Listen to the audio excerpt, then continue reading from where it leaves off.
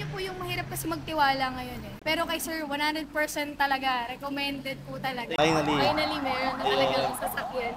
Hindi na kami mababasa. Actually, hindi alam ni ma'am. May good news ako sa inyo, ma'am. So instead na 507,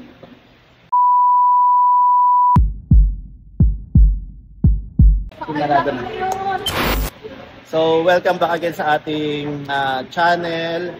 For today's video, may client tayo. Dito lang naman galing sa Quezon City, no, ma'am? Sa G. Araneta, Santo Domingo. So, ang kukunin ni ma'am na unit sa atin is yung 2026 Expander Cross na quartz white pearl, ma'am, yung two-tone. So, yan, nakapag-sign na kami ng docs ni ma'am. And, actually, hindi alam ni ma'am. May good news ako sa inyo, ma'am. May good news ako sa inyo. Ma'am, di ba currently ang down payment natin is 512? Tapos, may less pa tayo na 5K doon. Yes. Yung reservation natin. So, 507. So, instead na 507 ang pika-cash out niyo, ma'am. Gusto niyo ba ng discount, ma'am? Siyempre po. So, bibigyan natin si ma'am ng extra discount. Outright discount lang naman to. So, hindi alam ni ma'am na may makukuha siya ngayong araw. So, instead na 507, 500,000 na lang. Sinarado na natin ng 500,000. So, marami pa kayong magagawa doon, ma'am. Pang full tank nyo, pang enjoy nyo sa, ma'am, sa weekend. Ayun. So, prepare ko na lang din yung unit ni ma'am and isa-settle na namin ngayon yung down payment niya. So, yun lang muna. So, ito guys, bago natin i-turn over kay Ma'am Claire, syempre, i-demo muna natin tong expander nila. So, simulan na muna natin dito sa likod. Ma'am, ito pala yung mga freebies natin. So, may car cover tayo, early warning device. Ma'am, ito yung tailpipe finisher, nilalagay sa muffler. Pero I would recommend, ma'am, na pa-install lang natin sa mga nagma-muffler para ma-welding po nila, ma'am. Ito, ma'am, yung car vacuum natin. And then yung umbrella po natin, ma'am. Oh, may car vacuum. Oo. Portable lang naman siya, ma'am. So, ma'am, ito yung sa third row natin. May option tayong i-flat tong third row seat natin, ma'am, para magamit natin yung space dito. So, may handle dito, ma'am. Baba na lang muna natin, ma'am. Okay. I-try nyo sa kabila, ma'am. Ito po. May handle tayo dyan. Yan, tas, yan. Okay. Yan po. Tapos lagay ko lang muna dito, ma'am. Ito pala umbrella nyo, ma'am. Okay. Tapos, may pangalan mo yan, sir. wala, ma'am, eh. Wala. Hindi pa naka-customize, eh. So, dito, ma'am, may storage tayo. Dito. So, diyan pwede nyo organize, ma'am, yung mga gamit nyo. And then, yung access natin sa spare tire, nandito po, ma'am. So, may cover siya, ma'am. Oh, okay. And then, yung tools na gagamitin natin, mounted po dito, ma'am. So, dito siya, ma'am. Yung basic tools natin, ma'am, tas yung jack. Okay po. So, dito natin siya ma-access sa gilid po. Tapos, ma'am, may power outlet tayo dito, ma'am. Dito, bibili lang tayo, ma'am, ng charger po na nilalagay dito para ma-convert siya na masaksakan ng USB. Okay po. Okay, tapos, ma'am, 2 cup holders on both side. And then, meron tayong seat belt kahit sa third row seat natin, ma'am. Okay. Okay, ma'am. Alright, sige po. Baba ko lang, ma'am. Excuse me po. Then, ma'am, nandito po yung reverse camera natin. So, ito din yung part ng multi-around monitor or 360 camera natin, ma'am. Okay. So, once na mag-reverse kayo, mag-appear yung camera nyo dito, ma'am. Yan. Tapos, ma'am, ito yung isa sa mga freebies natin, ma'am, yung taillight garnish natin. Then, ito po yung ano natin, ma'am. Sa door handle cover and then yung inner niya, ma'am. Tapos, yung rain visor, ma'am, papakabitan ko pa po siya. And then, pasok tayo sa second row, ma'am. Sige po. Sa kabila na lang po. Ma'am, gas tank cover meron din tayo. Ma'am, ito yung sa second row natin. Makikita nyo, ma'am, ito yung single seat. Ito yung dalawahan po. So, pag papasok tayo sa third row, much better. Dito na lang sa isaan para mas madali siyang itumba. So, pag itutumba natin, ma'am, may lever po dito. Push lang natin, ma'am. Then, magta-tumble na po siya. Ganon din po sa kabilang side. Then, kung gusto natin, ma'am, i-adjust yung seating position, pwede rin natin i-adjust, ma'am. Para comfortable yung upo sa second row natin. And then, ma'am, may aircon vent tayo dito sa taas. Then, yung control po natin sa blower, ma'am. Okay po. And then, dito, ma'am, sa middle natin, sa center armrest sa baba, may charger po tayo dito. So, kahit yung mga nasa second row seat, ma'am, ay pwede mag-charge. And then, sa gitna, ma'am, meron tayong center armrest. Ito po. Yan. So, may center armrest. Nabababa po ito, ma'am. Para kung may mga inumin kayo, ma'am, or patungan ng braso, pwede po yan, ma'am. Then, ma'am, seat belts po on both side. And then, seat belt natin na nando sa taas para sa gitna po siya, ma'am. Okay po. And then, ma'am, proceed tayo sa first row. Ma'am, okay lang, sakyan ko muna yung driver side. Okay lang po. And then, kayo nasa. Sige po.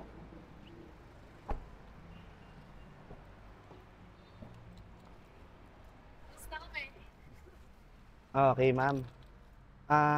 Itong susi natin, ma'am, is keyless na siya, ma'am. So, ibig sabihin, basta nasa loob ng sasakyan nyo to, ma'am, nasa bulsa nyo, nasa bag nyo, pwede natin siyang i-start. Okay. And then, kahit lagay natin dyan, ma'am. Pero make sure, ma'am, may identify muna natin kung nasan yung brake at yung gas pedal. So, brake, and then one touch lang tayo sa push start button. So, yan, ma'am, nag-appear na yung ano natin. So, una natin bubuksan, ma'am, yung sa monitor po. Yung sa air condition. So, ito na yung pinaka-blower natin, ma'am.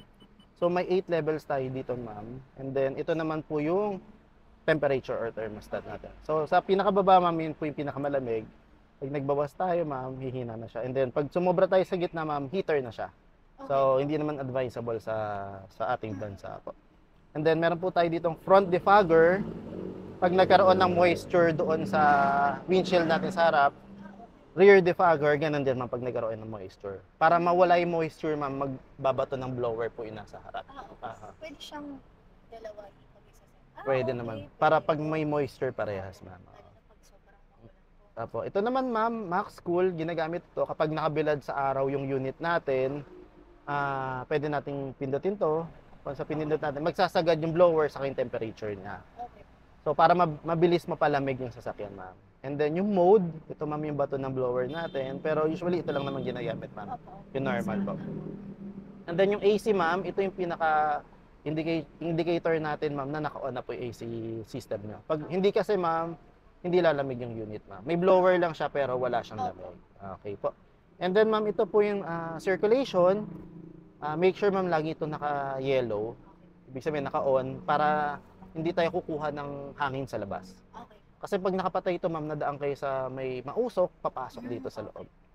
So, ito naman, ma'am, yung off button natin. So, before tayo mag-proceed, ma'am, patayin yung unit, off muna natin to, then one touch po dito.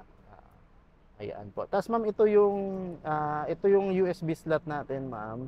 Ito, itatry natin, ma'am, kung magko-connect dun sa Android and Apple CarPlay po. Yan. Pero wireless na kasi ito, ma'am, may download lang po na application. And then, ma'am, ito po, papalagyan ko pa ng dashcam to, ma'am. Ito, ma'am, ito yung power outlet natin na ikakabit dito. Para sa dashcam natin. Kakabitan na lang din, ma'am. Tapos, ma'am, ito yung tinatanong nyo kanina, yung electronic parking brake. So, pag naka-red siya, ma'am, ibig sabihin, naka-engage. And then, may P din po dito na lumalabas. Dito. Ito yung P na icon. So, once na push down ko siya, ma'am, mawala yung pagka-handbrake niya, mawawala din po sa meter cluster natin. Okay. So, hindi na po siya naka-handbrake? Hindi na siya naka-handbrake, ma'am. So, kahit pag nilipat ko po siya ng neutral, ng neutral, naka-handbrake. Yan, ito, ma'am. Ayun, okay po. So, basta mag-red siya. Okay po. Yun po yung medyo na, naninibago. Ganun pa rin, ma'am, yung procedure niya, ma'am. Pag pinush down natin, parang hinandbrake natin pababa. Iba lang siya. Tapos, mas pinadali lang po. Yan, ma'am. Tapos, may reverse tayo dito, ma'am. Once na nag-reverse kayo, mag-appear yung multi-arm monitor natin, ma'am. Sa likod, sa yung bird's eye view, pwede natin baguhin yung niya, ma'am. Yung view niya. Ayan. Okay. Tapos, meron tayong neutral drive. Itong 2, ma'am, ito yung second gear, nag-serve as second gear. And then yung L, ma'am, yung low gear. So, ginagamit to, ma'am, usually pag kailangan natin ng mas malakas na engine power. Kunyari, paahon. Paahon yung sobra talaga. Like mga bagyo. Yes, ma'am. Opo. Tapos, pwede rin to mag-serve as engine brake. Kunyari, ma'am, pa-downhill naman kayo. Kasi kapag naka-drive kayo, ma'am, baka magtuloy-tuloy tayo. So, kapag naka-low gear tayo, ma'am, yung speed mo, hindi ka nalalagpas beyond the low gear speed. So, usually hanggang 20 ka lang or 30, ma'am. So, kagandahan nun, ma'am, hindi ka dadaos-dos or dire-diretso pababa po. Okay, ma'am. Tapos ma'am, ito yung auto hold, yung sinabi ko kanina ma'am, may brake auto hold tayo. Ginagamit ito ma'am kapag traffic, pag mga stop and go. So once na i-activate natin siya ma'am, so pag inactivate natin siya ma'am, make sure kailangan naka-seatbelt tayo lahat. Ala. Naka-seatbelt to, tapos nakasarado yung mga pintuan. So ginagamit siya pag traffic ma'am. Kahit naka-drive ang gear mo ma'am, basta naka-auto hold ka ma'am, hindi siya aandar. Kahit alisin mo na yung paa mo sa brake pedal. Pero basically, ma'am, pag naka-drive tayo at inalis ko yung paa ko sa brake pedal, aandar siya. Pero kapag naka-auto hold tayo, ma'am, mare-retain niya yung brake mo.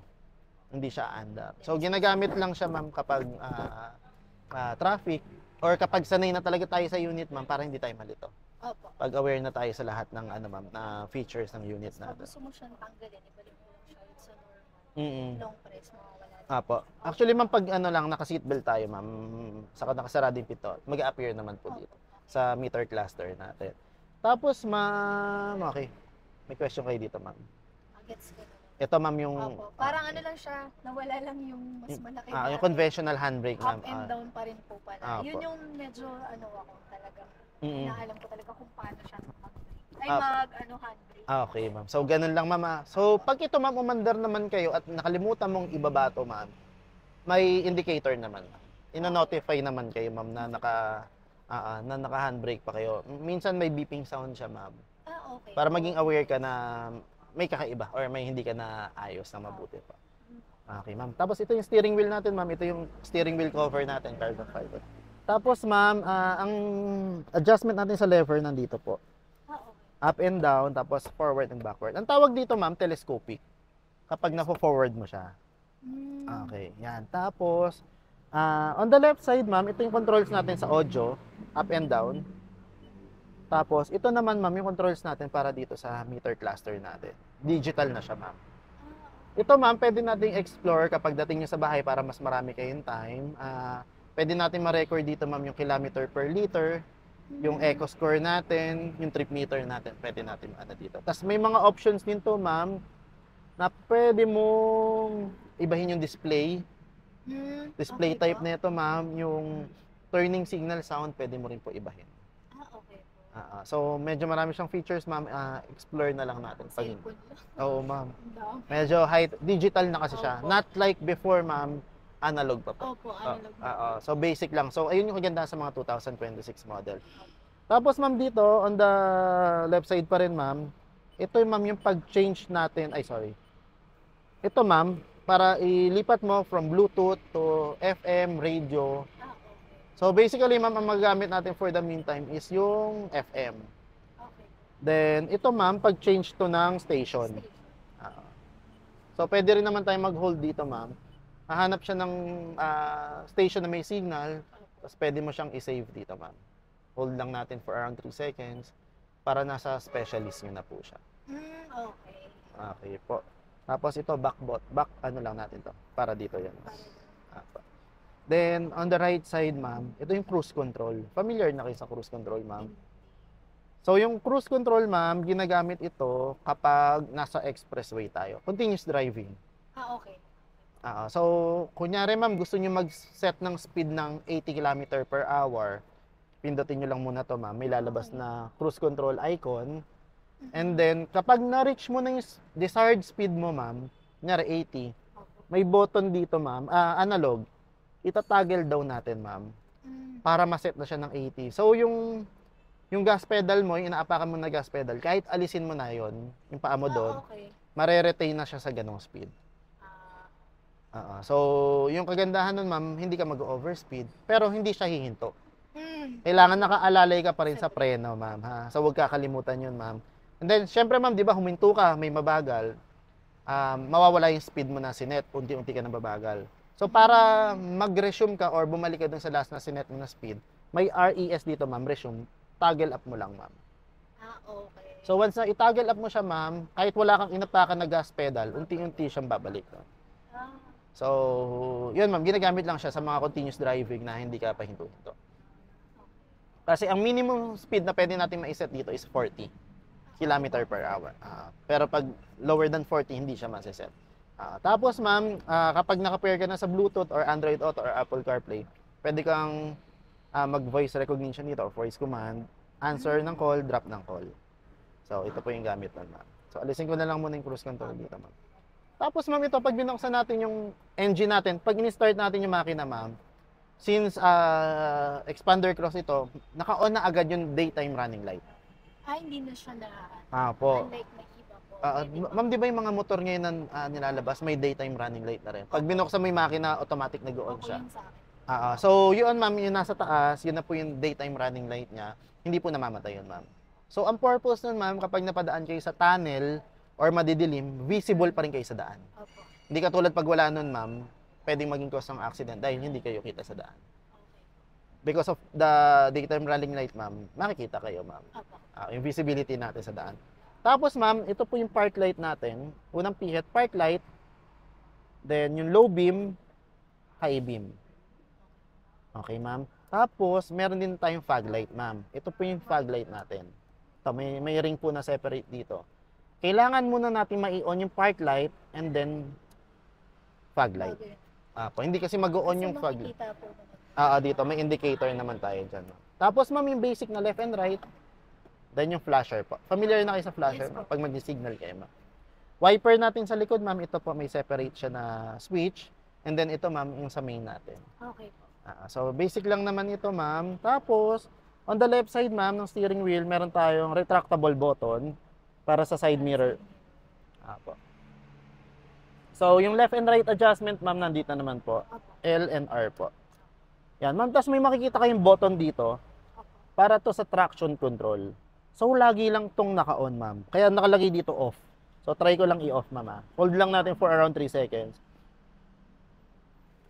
Nag-off po siya. So, mas maganda, ma'am, naka-on lagi para mas makapit tayo sa daan. Hindi tayo mag-i-skid. So, pag ipapark ko na siya, kunyari, ipapark na sa bahay. Wala na kayong gagalawin, ma'am. Yan po. Tapos, ma'am, ito pala yung location ng hazard natin. And then, ito, ma'am, yung glove box natin, owner's manual, nakalagay na po dito. May konti kayong storage dito, ma'am. Tapos, ito, ma'am, maganda na dito sa 2026, iba na yung color na material natin na ginamit. Mas maganda na yung mga combination niya. Mas premium, ma'am. Tapos, ma'am, meron tayong storage po dito. Ayan. Tapos, ma'am, ito ang purpose nito, tissue holder. Yung rectangle, ma'am. So, yan, ma'am, yung storage natin. And then, sa hood natin, ma'am, ito po. Dito, ma'am, para sa engine bay natin. And then, dito naman yung sa floor, para sa gas tank cover naman po.